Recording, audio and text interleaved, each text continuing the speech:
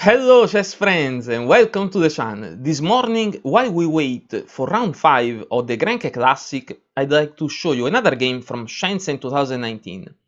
The game is Harikrishna vs Jakovenko from round 6 played yesterday morning.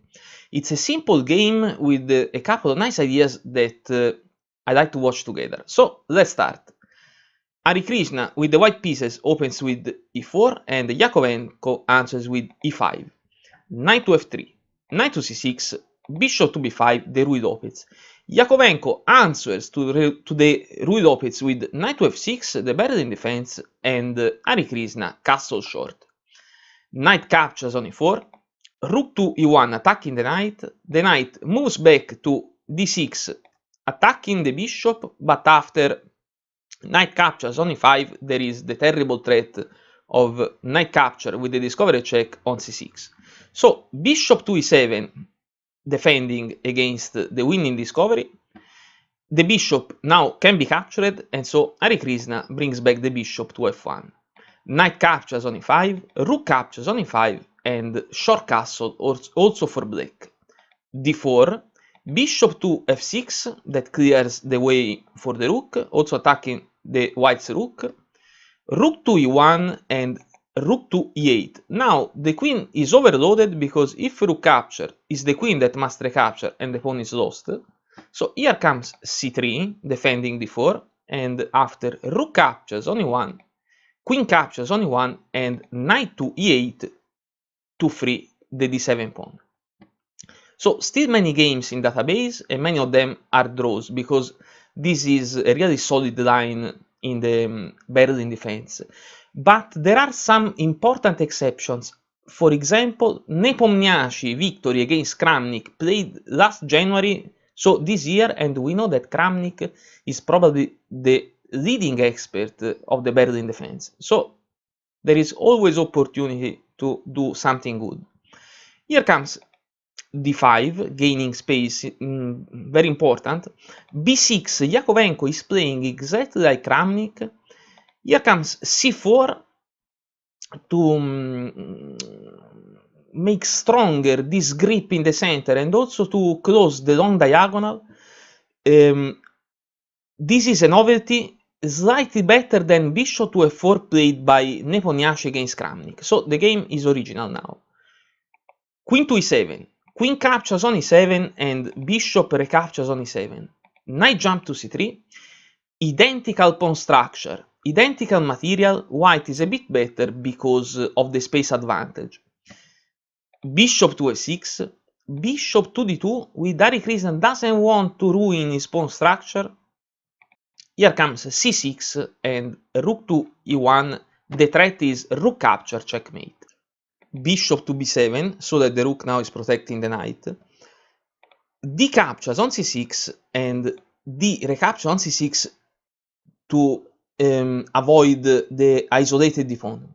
Because why to avoid the isolated d pawn? Because without the queens on the board and with 3 minor pieces, if other minor pieces are exchanged, this pawn becomes a liability, a weakness. Here comes c5, knight to c7, b4, bishop to a6, because if we go back one move, capturing now on c5 only ruins the pawn structure, because white will not recapture but will play knight to e5, threatening the bishop and to ruin the king side, and so we recapture with the knight in some ways sooner or later. And so bishop capture on c5 is not good. So bishop to a6, a good move. Again, knight to e4, bishop to e7, knight to d6, and king to f8. This is a good move because the king must stay a bit near the center. Okay, so after king to f8, we said a good move. Let's go back one move. In this position, capturing with the bishop, the knight probably lose the game. Let's watch. If bishop captures now, c recapture with tempo. The knight is protecting the bishop, so before moving the knight, black must exchange the bishops. Bishop captures on f1 and d recapture on c7. Bishop back to c4, rook to d1, the idea of course is to control d8, king to f8, bishop to g5, everything is converging on d8.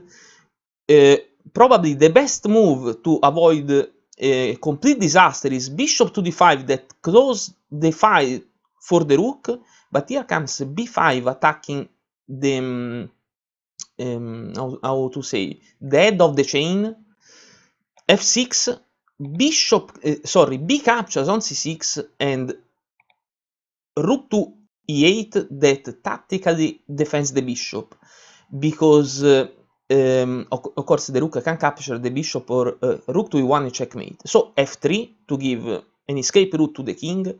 Now bishop captures on c6 and rook to d8.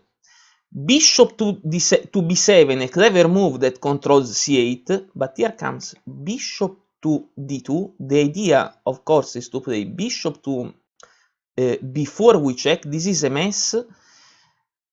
King to s7 to avoid this check, but now after king to s7, black's position is completely locked in the defense against this pawn advance, and so white begins to activate his king to f2, and then to move his king side pawns, and this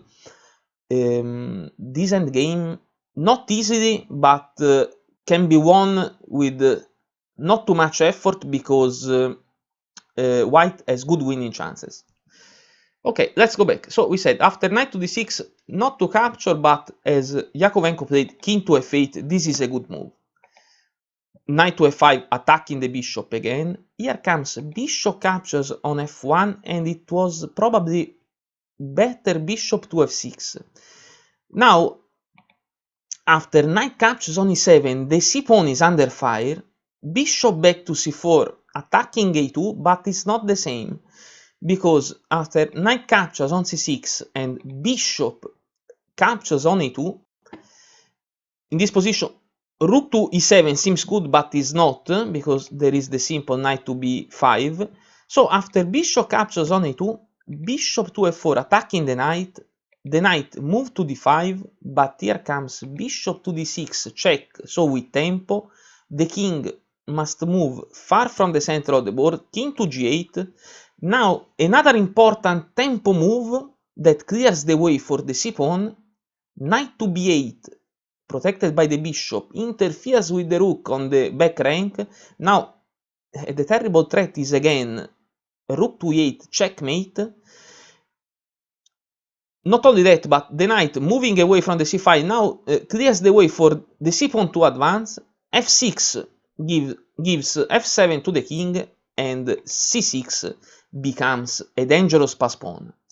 a5, b captures on a5, b recaptures on a5. Jakovenko now also has his own pass pawn, but the white pass pawn is much more dangerous.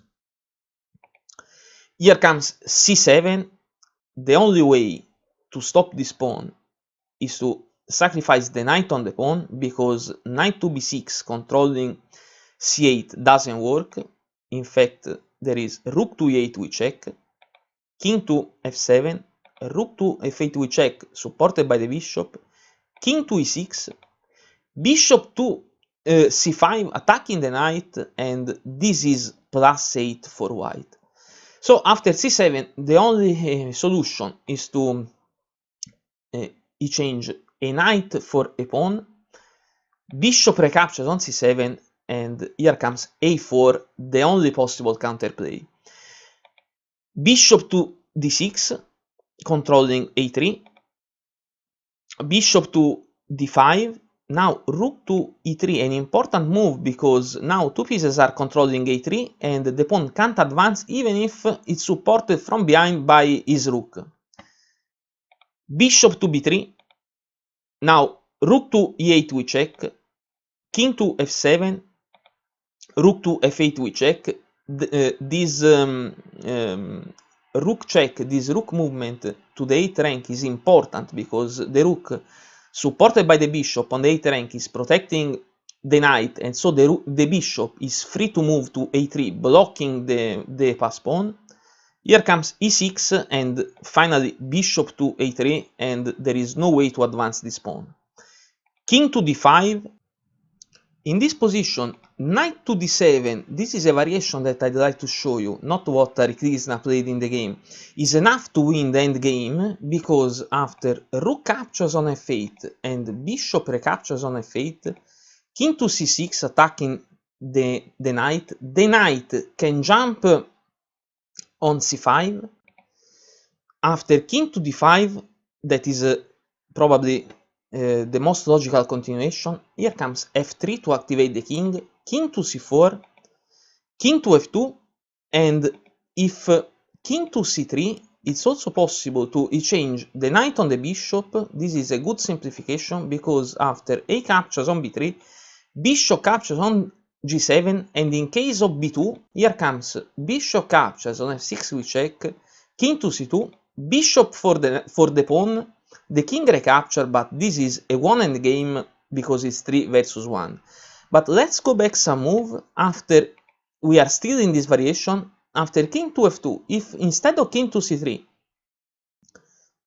black continues with king to d4, now knight captures on b3 with check is not good anymore, because after a captures on b3, bishop captures on g7, lose the game after king to e5, and the diagonal is completely protected by the king, and this pawn will promote. Okay, so let's go back to our game. After king to d5, not knight to d7, because probably Harikrishna doesn't want to exchange the rooks yet, so he continues with rook to c8, king to e4, rook to d8, bishop to c4, h4, bishop to b5, king to h2, rook to a7, f3 with check, king to e5, and see that after rook to d6, now finally Harikrishna removes the rook from the back rank, and in this position Jakovenko resigns, because not only is a piece down, but white pieces has finally again a great freedom of movement, and this endgame, even if long, is easily won. So, okay, with this victory, Harikrishna is leading Shenzhen 2019, half point ahead of Giri, and today, if I'm not wrong, they are playing together. I hope that you liked this little game, and if you did, as usual, please don't forget to like the video and to subscribe to the channel, and also let's hope that Shenzhen will produce other good games to analyze and show here on the channel. Our analysis is over, thank you very much for watching, and see you soon.